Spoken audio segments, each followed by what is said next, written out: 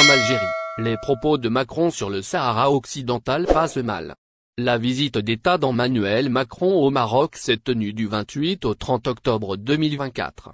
Celle-ci a concrétisé une réconciliation entre les deux pays, brouillés depuis des années, et a marqué l'occasion pour le président français d'affirmer clairement, devant le Parlement marocain, la souveraineté marocaine sur la région du Sahara occidental, ce que contestent les nationalistes sahraouis, soutenus par l'Algérie. Ce soutien de Paris à Rabat sur cette question particulièrement sensible, qui fait suite à celui de Washington et de Madrid, rebat-il les cartes dans la région? Comment peuvent être impactées les relations du Maroc avec l'Algérie, sa rivale dans la région? Quelle place tient la question du Sahara occidental dans les relations du Maroc avec les pays arabes et africains? Le point avec Brahim Mansour, chercheur associé à l'IRIS où il dirige l'Observatoire du Maghreb. Le ministre des Affaires étrangères français Jean-Noël Barrot a déclaré que la visite d'Emmanuel Macron avait pour objectif de refonder la relation franco-marocaine. Comment celle-ci a-t-elle évolué ces dernières années? Qu'en est-il aujourd'hui? La prise de position d'Emmanuel Macron en faveur du plan d'autonomie du Sahara occidental sous la souveraineté marocaine, proposé par Rabat en 2007, constitue un tournant dans la diplomatie française, car il rompt avec le jeu d'équilibre entre le Maroc et l'Algérie. Cette dernière soutient en effet le Front Polisario, et le principe d'autodétermination comme seule solution au conflit. Une telle décision arrive après quelques années de friction entre Paris et Rabat, causée par de multiples facteurs. Tout d'abord, la France a pendant longtemps tourné le dos au Maghreb en faveur des pays du Golfe et d'autres partenaires.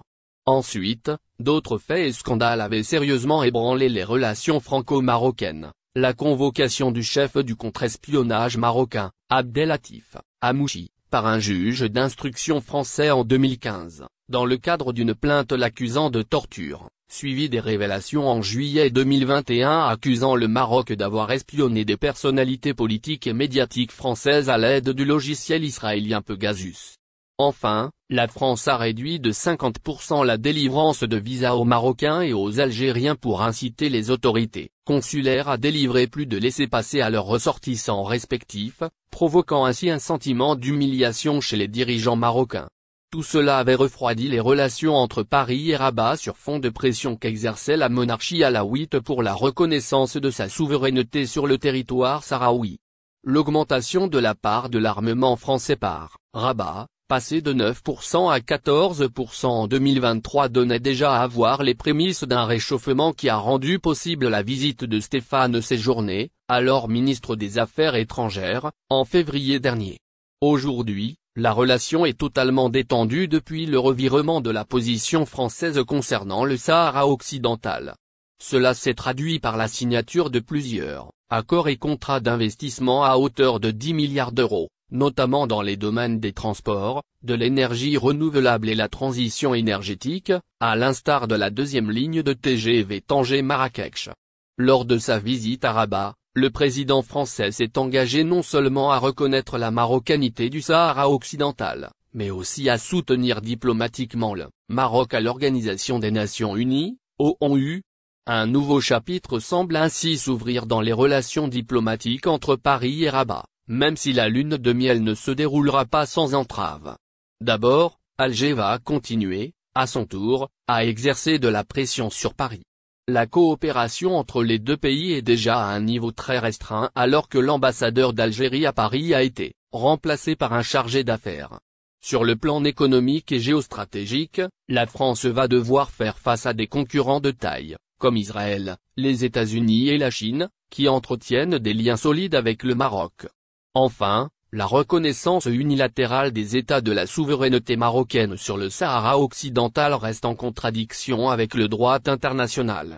Tout échange commercial avec le Maroc ou investissement qui intégrerait ce territoire disputé sera considéré comme illégal, comme vient de le rappeler la Cour de justice de l'Union européenne qui a invalidé des partenariats économiques Maroc-UE incluant le territoire sahraoui, considéré par l'ONU comme territoire non autonome. Le Maroc s'est récemment rapproché d'Israël, de l'Espagne et désormais de la France. Quel impact peuvent avoir ces rapprochements dans sa rivalité régionale avec l'Algérie? L'Algérie et le Maroc entretiennent des relations tendues et difficiles, notamment, depuis 1975, à cause du Sahara occidental. Contrairement à la revendication marocaine, Alger défend le droit à l'autodétermination et soutient le Front Polisario sur fond de lutte pour le leadership régional. Les tensions entre Alger et Rabat sont allées crescendo depuis la reconnaissance, par Donald Trump, de la souveraineté marocaine sur ce territoire, en décembre 2020, en contrepartie de la normalisation des relations entre Israël et la monarchie alawite dans le cadre des accords d'Abraham. Une série d'événements a depuis accéléré l'escalade des tensions entre les deux voisins, notamment la déclaration du représentant marocain à l'ONU sur le soutien à ce qu'il considère comme le droit à l'autodétermination du peuple kabyle et l'affaire Pegasus. En août 2021, Alger a décidé de rompre les relations diplomatiques avec Rabat et de fermer son espace aérien, alors que les frontières terrestres sont restées fermées depuis 1994. La démarche du Premier ministre espagnol en 2022 et celle du président français cet été rajoutent de la frustration aux relations traditionnellement compliquées entre Alger et Rabat. Le rapprochement entre le Maroc et Israël est considéré comme un tournant dans les rapports de voisinage par l'Algérie, compte tenu de l'animosité qu'elle entretient avec l'État hébreu. Rappelons que l'Algérie ne reconnaît toujours pas l'État d'Israël, avançant un soutien à la cause palestinienne. Les dirigeants algériens considèrent donc la présence israélienne à ses frontières, résultat de l'alliance stratégique et sécuritaire entre Rabat et Tel Aviv, comme une menace directe à sa sécurité intérieure, alors que la région est marquée par une instabilité inquiétante.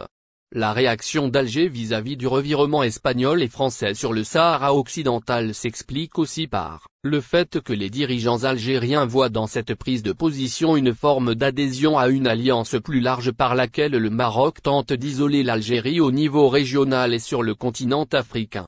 La reconnaissance de la souveraineté du Maroc sur le Sahara occidental gagne du terrain à l'international, mais quel contrôle réel exerce le Maroc sur la région ? Comment cette situation influence-t-elle la diplomatie africaine et arabe du Maroc? Le Maroc a réalisé ces 10 dernières années un succès diplomatique en ayant convaincu plusieurs États arabes, africains et occidentaux à reconnaître officiellement sa souveraineté sur le Sahara occidental. Rabat a développé un soft power très actif et a su profiter du repli diplomatique algérien causé par les crises politiques internes pour renforcer son poids au niveau régional. La libéralisation de secteurs clés de l'économie marocaine a attiré des investisseurs étrangers et permis le développement d'une industrie productive qui séduit les partenaires européens, arabes, américains et même la Chine et la Russie qui entretiennent pourtant de bonnes relations avec l'Algérie. La politique africaine de Mohamed VI, accompagnée par le développement d'une coopération économique poussée, principalement dans les services, a renforcé ses liens avec le continent africain et au sein de l'Union africaine depuis sa réintégration en 2017. Tout cela se conjugue avec la stabilité de la monarchie par laquelle Rabat tente de se positionner comme partenaire fiable tant au niveau local que régional. Notons également que la normalisation avec Israël fait gagner au Maroc des soutiens de taille qui renforcent son positionnement au niveau régional sur le plan diplomatique et économique. Concernant le Sahara occidental, bien qu'il ait toujours été central dans la politique étrangère du Maroc, la reconnaissance des États-Unis de la souveraineté marocaine sur ce territoire, précédée par celle des Émirats arabes unis, du Bahreïn et certains pays africains, avait radicalisé la diplomatie marocaine sur ce dossier. Le revirement de la position espagnole, puis française, va durcir encore plus la position marocaine vis-à-vis d'autres partenaires européens, africains et arabes.